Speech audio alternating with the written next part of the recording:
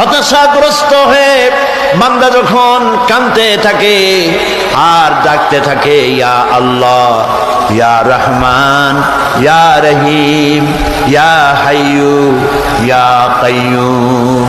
একটুখানি তাহাজ্জুদে ওঠেন, গভীর রাত্রে ঘরের সবাই যখন ঘুমানো, আপনি তখন উঠুন, উজু করে একাকী রুমের ভিতরে ঢুকে তাহাজ্জুদের নামাজ আদায় করে চোখ বন্ধ করে যদি ডাকতে থাকেন মধুর সুরে, ইয়া আল্লাহু, ইয়া রহমানু, ইয়া রহিমু, ইয়া হাইয়ু, ইয়া কাইয়ুম।